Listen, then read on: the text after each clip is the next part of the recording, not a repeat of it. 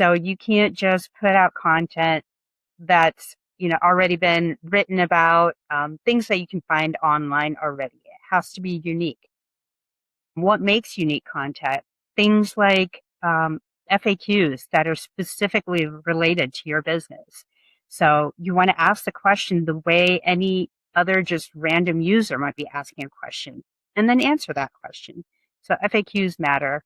Welcome back to the High Ticket AI Systems Podcast. Everyone, please welcome the one and only Mrs. Dipa Gandhi. Deepa, welcome to the show, my friend. How you doing today? Good, good. Thank you so much, Jordan. It's great to be here. It's a pleasure to have you on. Now, for those of us that aren't familiar with the name or company name just yet, can you give the audience some context as to what 99 Calls does and who you guys best serve? Yeah, of course. So 99 Calls is a digital marketing agency and lead generation company.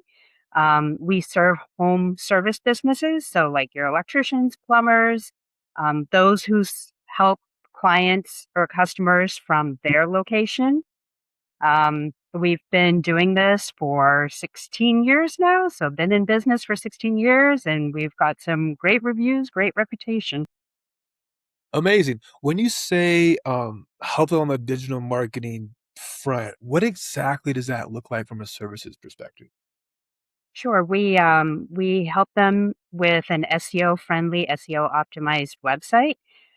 So we provide SEO services, Google Business Profile, or better known as GBP services, local services ads or LSA, Google Ads, database reactivation, basically all things Google. Gotcha. Okay, cool. So, and forgive my ignorance, 99 calls, does it just because calls in the name, it doesn't necessarily mean you guys are like cold calling on their behalf to generate business? No? No, we don't cold call. It's the customers come to us for lead generation services. We use these platforms to help them get found on those platforms, and then their customers call them directly. Gotcha.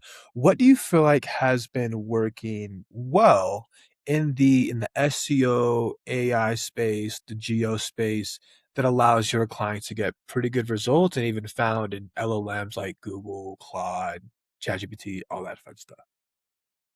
So we have a great team, and because we're such a small company, a lot of our team members wear many different hats, but yet they specialize in one specific area. And because of that, we're able to really keep up with the industry updates. Um, so, as soon as Google's always changing, I think everybody knows that Google's always changing, putting out new services, changes. And with all of those changes, you really have to stay on top of all of them. So I think our team does a great job of staying on top of all of Google's changes, and being kind of in the forefront of it all. Gotcha, gotcha. So, how when you say team is small, I feel like it's bigger than small. Like what's the head count there, if you don't mind me asking? Yeah, sure. It's about 14, 15 of us. Okay, cool. I mean, I guess if we're like speaking in like, terms of business, like actual terms, sure it's small. But I don't personally speaking, I don't think that's a small team. Especially like once I've hired a few folks for myself on the front end and back end, it's like I feel like it's not small anymore. You know what I mean? But in terms of business, sure, I guess in comparison to like Tesla, you know what I mean? It might Exactly. be small, but Exactly. Yeah, we're not large by any means at all. Everybody knows everybody, and we're a close knit group, so we're in constant communication with each other. I feel like that's the best. Whenever you're going to like up the ladder in corporate and there's like, you got to work with not work your way up the food chain, but like the chain of command, and like the CEO is like 10 layers, 10 layers above you. I don't know. To me, it's hard to stay in sync. It's hard to actually get the whole company on the same mission, unless you Definitely. have really, really good leaders in place. I find that to be challenging. But you have a team of 10, 14, etc., you can have a team meeting and it's literally like and the team meeting, like everybody that's on the company is on the team, is on this meeting. And then the camaraderie feels so much better. Everyone's on the same page. To me, I find that to be way more enjoyable. And I'm sure maybe you can speak on your employees' behalf. they want to be part of a smaller team and like feel involved in the company decisions and feel actually like look, their work does matter because it really does. You know what Yes, I mean? Yeah. definitely, definitely. So, um, I think my take on it is it's there's so much more like self motivation and determination to excel in your one niche area because you're the one who's, that specific area of focus is dedicated to you. The company is kind of relying on you to do well in that area and to excel in that area. So you really have to stay on top of the changes. In the larger company, I feel like you can get lost in the mix and then there isn't that much motivation to really stay on top of your one area of focus. My gosh, back when I was an employee, like almost a decade ago now, I consider myself unemployed. Like I just I can't work for somebody else. And when I did not give it my best because I don't care about this stuff, man. This is so whack to me, you know? But now, like now that I run a business, it's like this is all I care about. I put 110% every day, you know? And I'm glad it worked out. But just having that mindset, it makes a world of a difference when you're working for a company that you actually want to be a part of. If you don't mind Definitely. me asking, how did you guys even get into the space? I mean, first off, congrats on 16 years of being in business. That's freaking like awesome. Like, how did that even happen? So the founders of 99 Calls, Diane and Fred Lovine, Di- Diane was in the commercial cleaning business and she had her own commercial cleaning company. So she knew the struggles that went into trying to get some great quality leads and leads in general. So she was aware of that whole side of the business. Fred is a techie person. He's on top of, coding and systems and how systems work and what the best strategy is to put things into place and have it fully functional from a team perspective. So they combined their two expertise, and that's how 99 Calls kind of came to be. So it started from just the two of them working together. They're a husband wife team. And I was one of the first people to come on board when they actually took off with the company. That's super cool. And what is your role or your day to day look like now? So I am the director of SEO. Um, I kind of do all things SEO.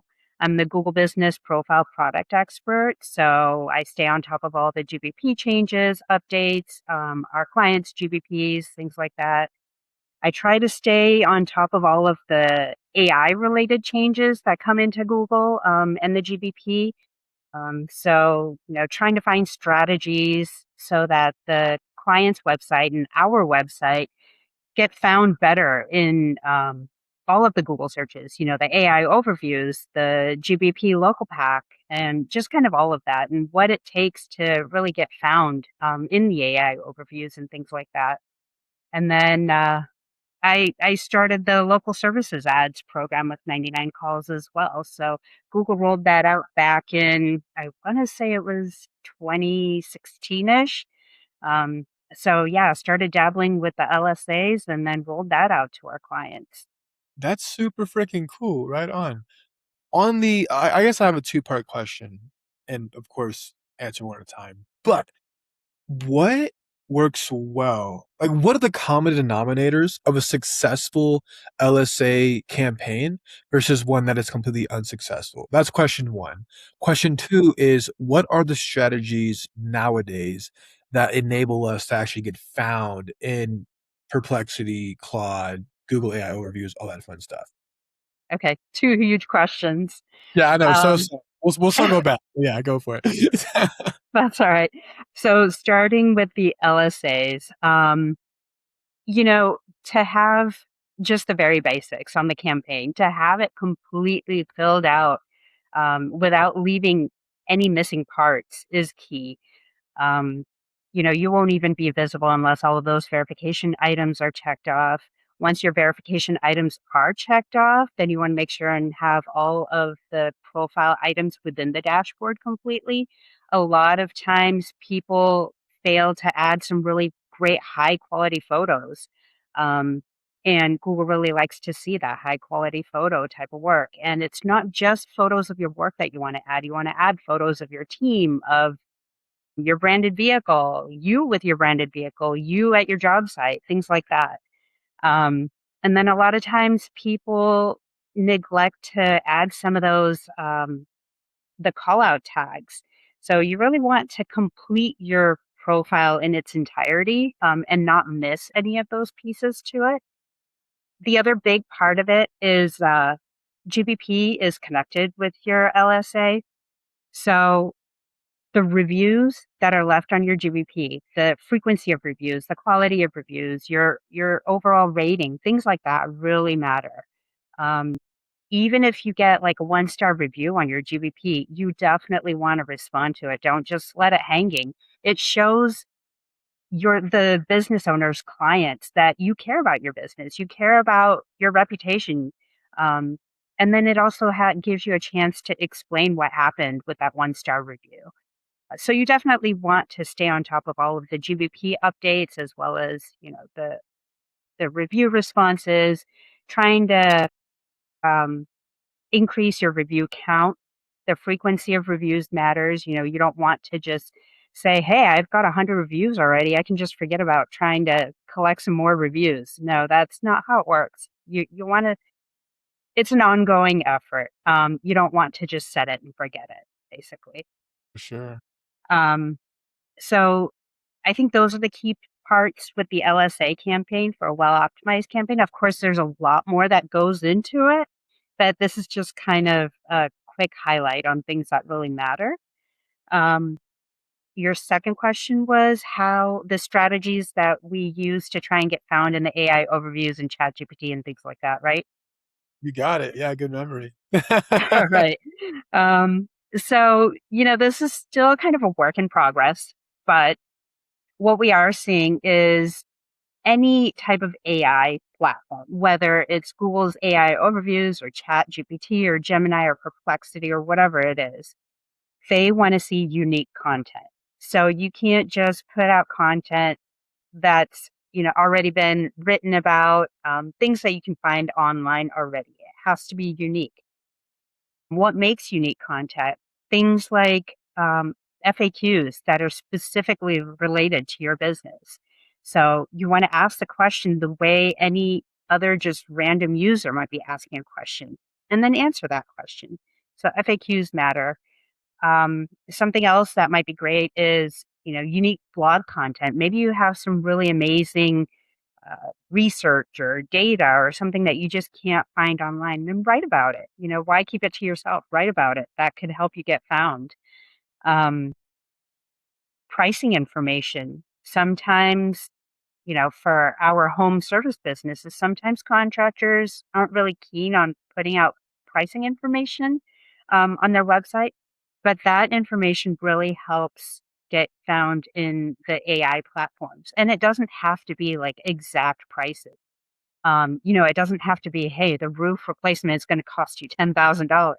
It can be a range, as long as AI has something to work with. So we are seeing those strategies kind of help you get noticed in the AI platforms, but it's constantly changing and it's a work in progress.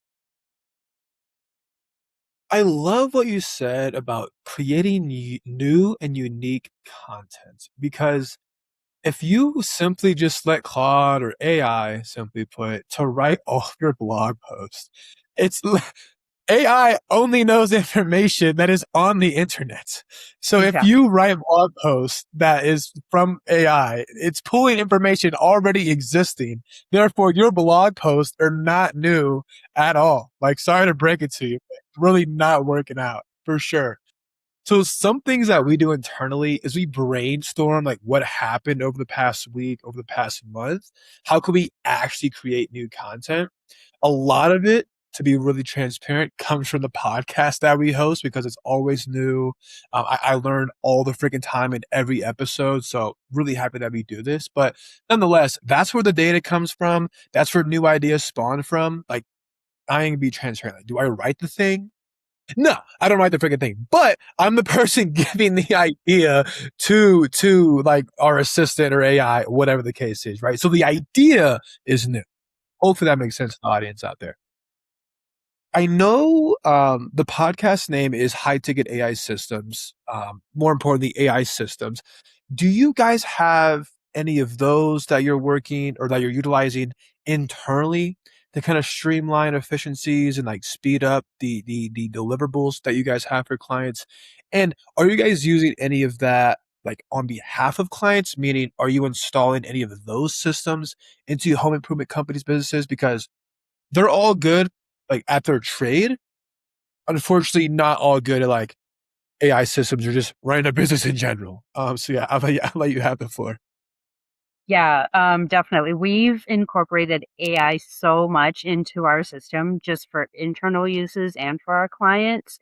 Um, it's amazing. It's amazing how far it's come along in the last couple of years. So, just to give you an example, a few years ago, let me back up a little bit.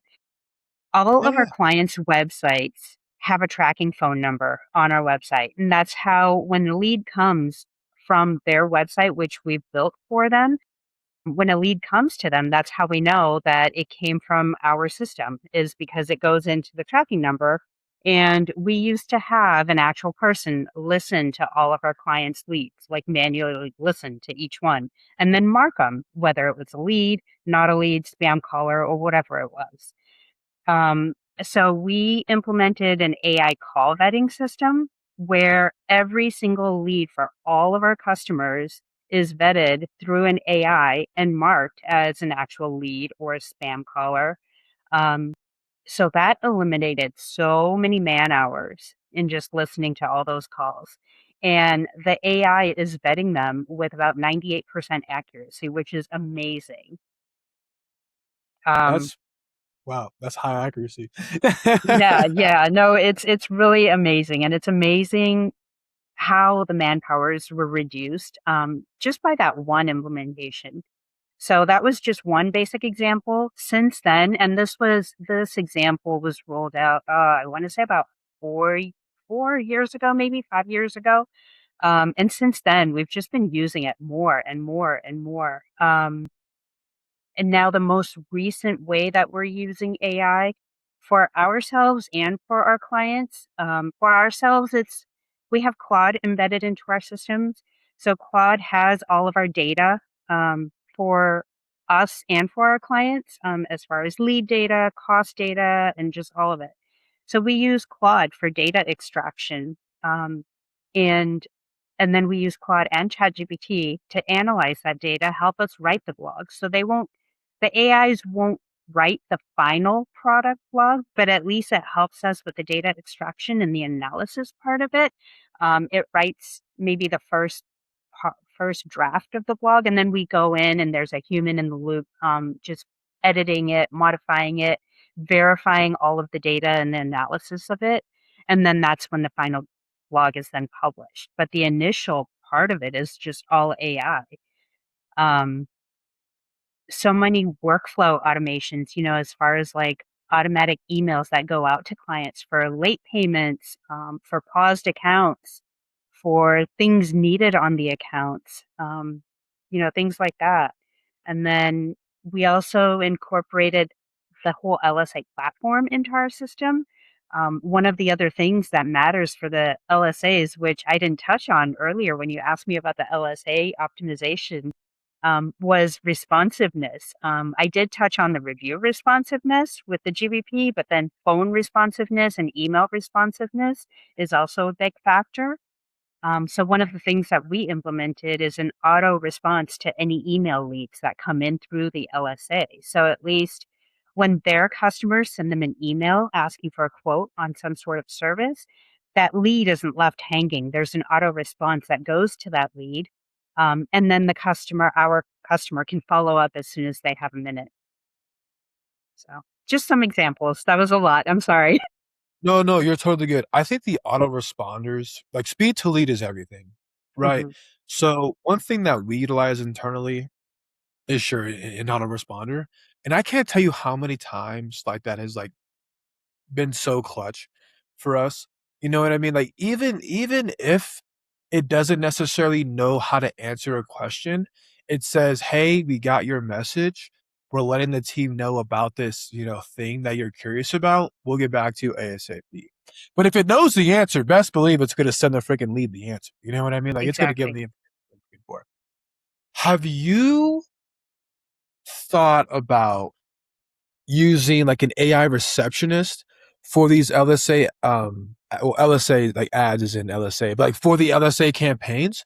Because from our experience having guests on the show, one of the biggest like grr moments is when you're running LSA campaigns on behalf of a roofer and they don't answer the damn phone. So like if we had possibly a person that was working there 24/7 or at least during business hours that could at least answer the call, direct the call, like take a message, not take a message, but you know what I mean. Like, have you found that to be a challenge with working with some of your clients? Having them respond to the phone is definitely a challenge. And, it's from their perspective, you totally understand why they can't answer the phone. They might be in the field or whatever, and they don't have a receptionist or somebody else to answer the phone. So I totally get it. But at the same time, from our perspective, we're trying to help them get leads. And when responsiveness is one of the factors going into your LSA rankings, like it's kind of hard to do. Um, so yeah, we're definitely thinking about some sort of AI receptionist, and that is possibly coming, but it's still a work in progress. So hopefully that'll be a definite like added benefit to our client.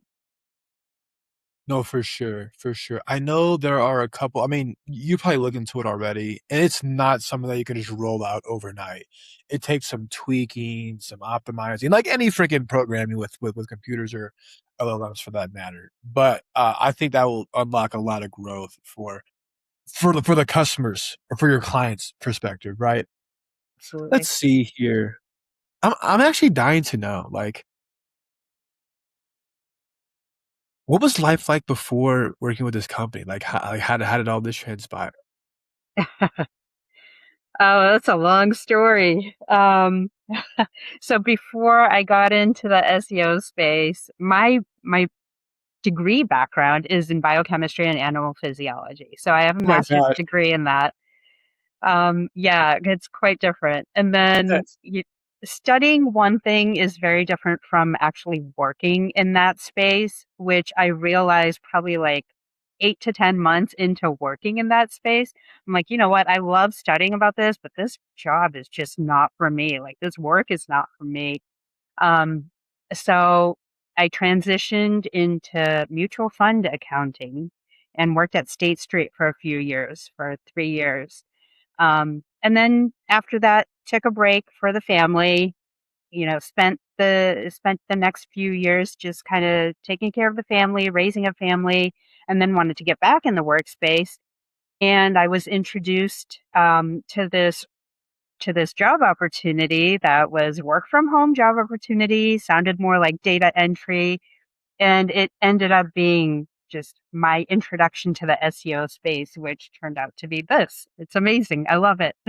That is super, super cool. Oh my gosh. What was the biggest difference between studying and like doing the thing that you weren't, I guess, sure a fan of? It's okay you weren't a fan of it, but like I guess what did you like about it? No, I love so I was a lot in the research side of it, and I still love animal physiology and biochemistry and anything bio related. I love it. I love learning about it and all of that. Um the only problem is like it's research. It's a long research project which may or may not end in success.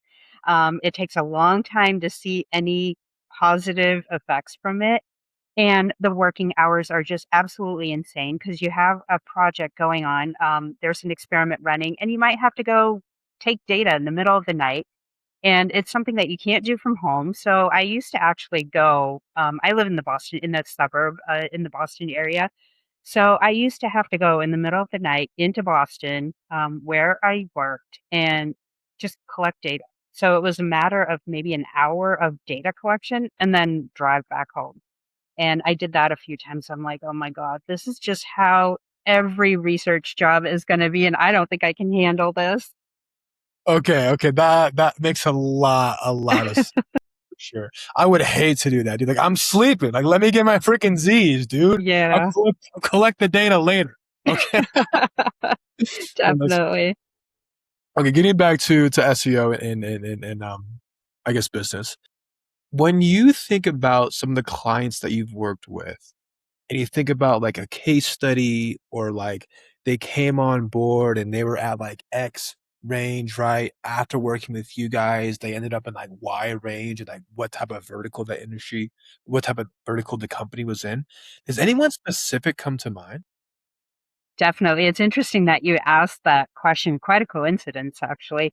So, in the past couple of years, we've really started going out and meeting some of our successful clients and, just interviewing them basically. And I had the opportunity to meet a couple this year, more than a couple, actually.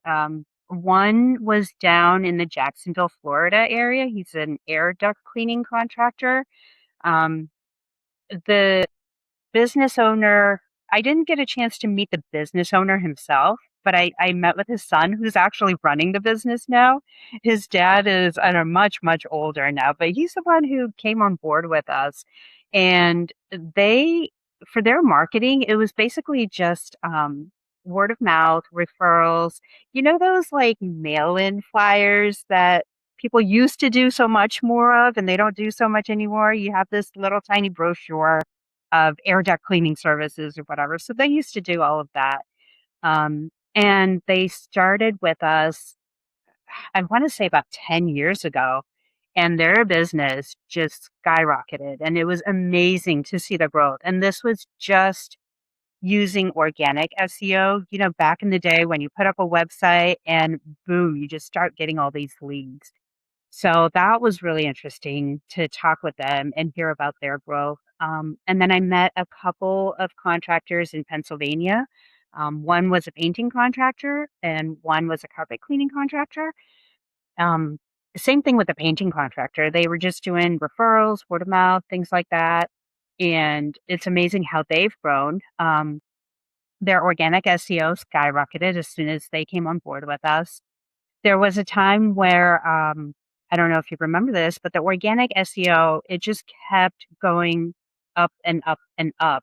As soon as you put up a website and the rankings just kept climbing.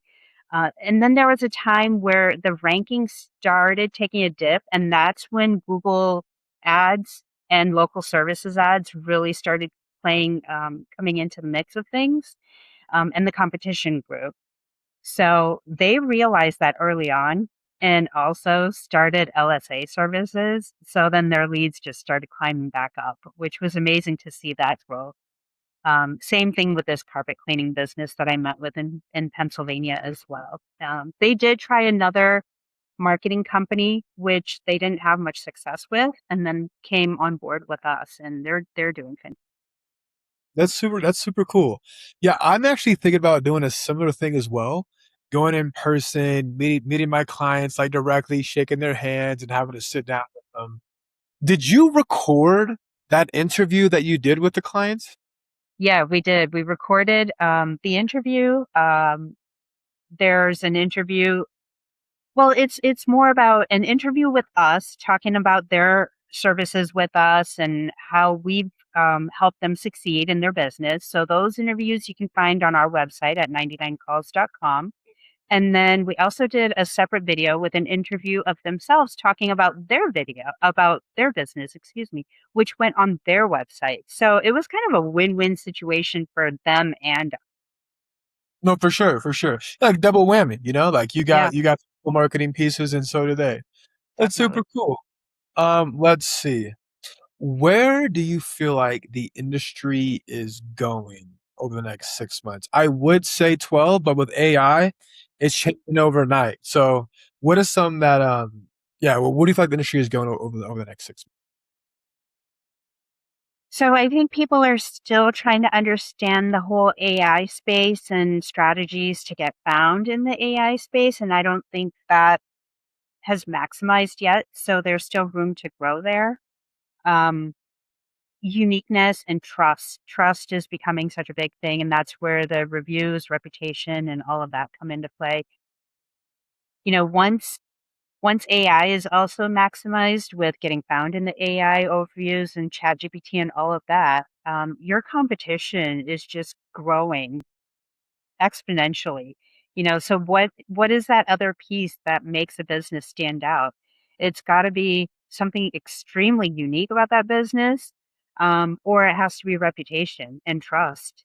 And that's probably the biggest ways to keep yourself found and visible and up on top of the competition.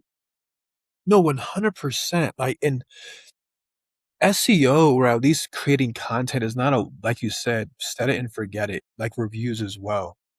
I'm pretty sure Google refreshes their data every 30 days. So like if you're not consistently making new content, whether it's blog posts, videos, content, like literally anything where LLMs are pulling information from and like citing your website, your LinkedIn, your Reddit, whatever, then like you're really just kind of shooting yourself in the foot, you know? Like we really do wish that business is a set it and forget it, but it's a marathon. You know, it's a constant moving motion, always trying to push the ball forward. Not for sure. It was a great conversation. I absolutely love the way that you articulate yourself. You're such a sweet and wholesome person. Thank you. Thank you for absolutely. Thank you so much for joining the podcast. But thanks so much, Jordan. It was a pleasure. Absolutely, audience. Till next time.